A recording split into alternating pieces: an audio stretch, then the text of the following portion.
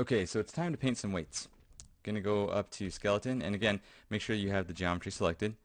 Down to, actually it's under skin, edit smooth skin, and I'm gonna go over to paint skin weights tool option box. And I accidentally clicked on just the paint skin weights tool.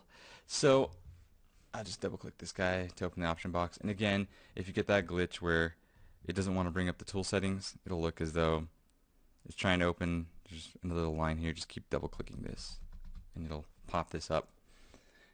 Now, I'm just going to kind of position this. I didn't do the animation tests like we were talking about by moving this here, but I am going to look at this geometry based off of the different joints. So the first one I can start with is this left shoulder. I'm going to come over here and I'm going to select the left shoulder, and here's the right thigh, right leg. So I'm looking for this left shoulder, and there it is. You're going to see that here's some of the weight and the distribution of it.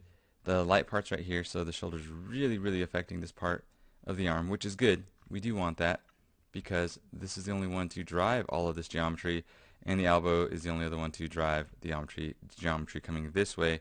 Actually, that's not true because we do have the roll bone.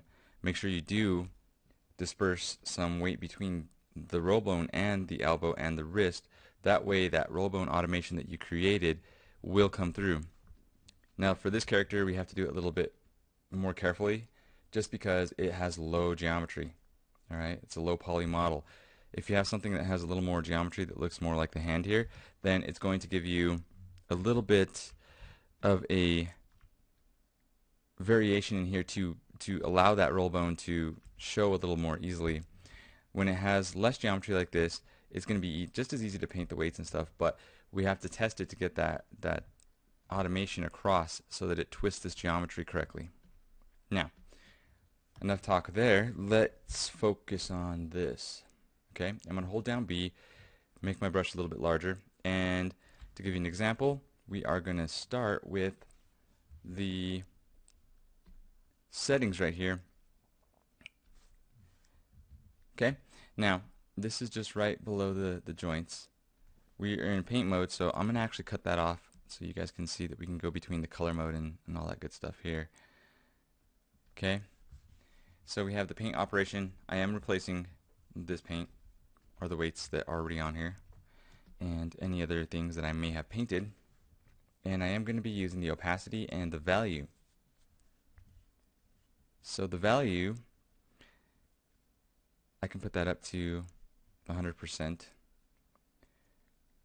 that's actually going to be painting in white. So I have to decide what I'm going to be doing, and I do want to paint away the white that's already there because I don't want this bottom part to be pulled when I rotate that arm.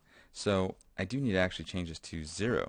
So I'm going to be painting away. I'm going to replace with black the color here. So I'll be replacing the option, I'm not sorry, not option. I'll be replacing the movement of this. I'll be replacing the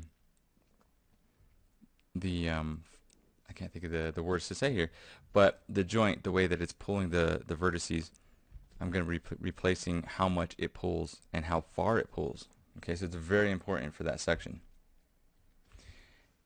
Now, I am going to paint with a small opacity. I'm just going to do a test by dragging over like this. Okay, and that's pretty small amounts. And I'm going to use the tablet right now to be a little more quick for this. It's going to be just as easy with the mouse, but I'm going to put point maybe 2.5 for the opacity. So I'm making my brush stronger to be adding more black. So I'm making the brush add a higher percentage of black or replace a higher percentage of white. However you want to think of it, just get it to work for you. Alright. If you need to make the brush larger, you can do that with this type of soft brush. I do recommend you use a soft brush a lot of the times just because you're going to get a natural die off right here. So I can make this a little bit larger like that, and it's going to affect more of the area. And for this model, I'm not too worried because since it's low poly, it's going to be easier, or should be easier in theory, for me to paint these weights. Okay. And you're going to see it's all going to be based off of functionality, so I will be checking things as I go along. And to show you, I'm going to go to my move tool, so I'll hit W, and I'm going to select this. And this might be okay for me. You guys can see and let me hide the tools for a minute. Go to Pro mode here, Control Spacebar, right? The movement of this is actually not too bad. I could probably get away with that. You can see some of the things that it's moving, like the inner chest in here. I can fix that. Okay, so let's see here. It doesn't look too bad for this character. So I'm going to show you another way of painting by just posing it. So you can actually pose it, and since we did freeze the transformations on these joints and also on the effectors, if I bring up my channel box, I can always select this controller, type in 0, and get this thing back to where it needs to be.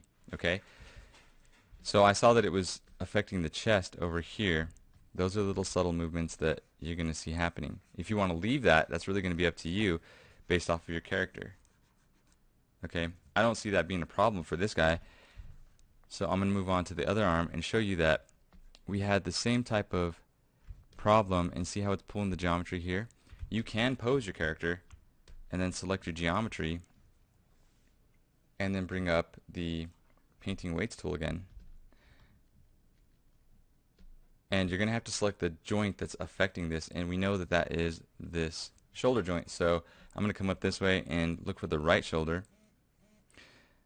And there it is right there. Okay, so I can pose this character in order to take this geometry and paint away the effect that that joint is having on this geometry, or this section of geometry. Okay, so it's pretty friendly.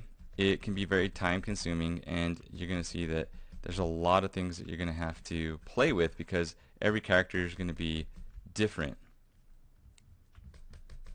So the more complex your mesh and such is, the more complex your weights are going to be for the painting process, and also for some other processes. And you can see that I painted away too much there.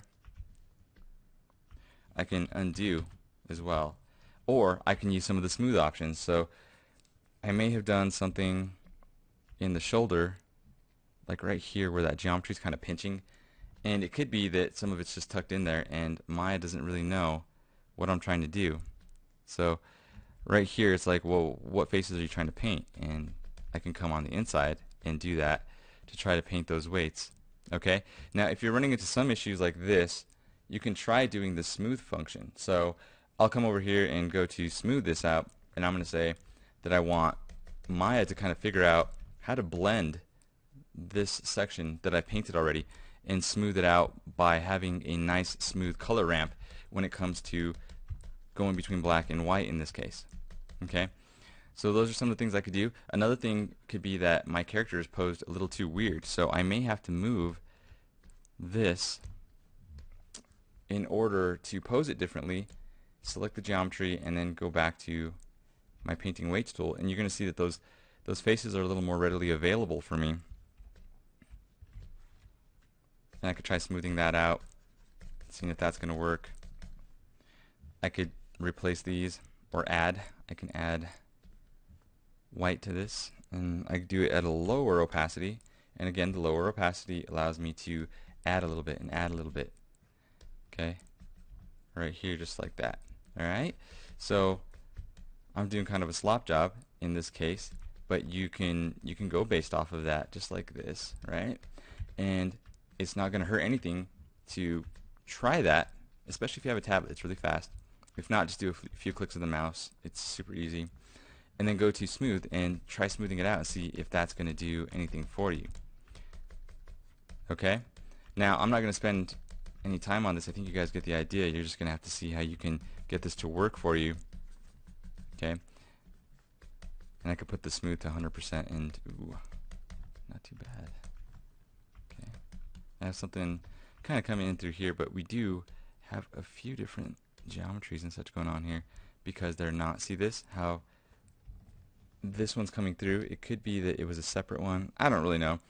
But if you use some of the same things that we've been doing, like I'm smoothing now, I could smooth from the inside to really target these faces right here, then you're going to be able to get this to work for you. You can make the brush smaller like this to affect just those faces and say that we want to replace this with black, not 100%, but maybe something small like 0.25 like we were doing a little while ago, okay? And I can start getting those faces, just those faces, and you can see that now it's not pulling that geometry so much that some of it's not going through the skin. Okay, so this is the thing where you guys are gonna have to do some play when it comes to painting these, and you're seeing that I'm starting to get some results, and the whole thing is to get these to be a little more friendly.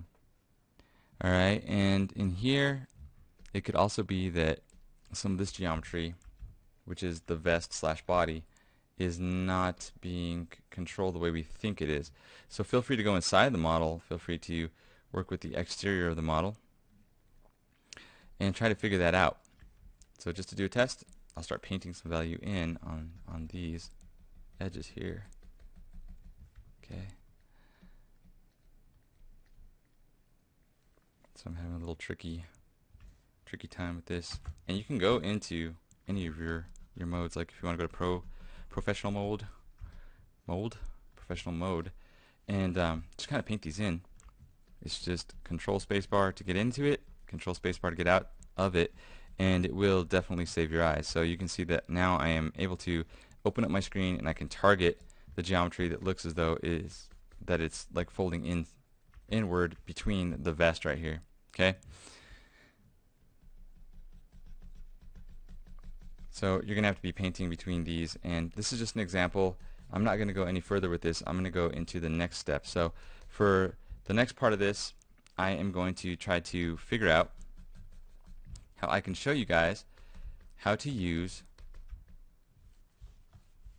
some of the other features that we have, and the other features are going to be quick introduction, going up to window, general editors, and we have what's called a component editor.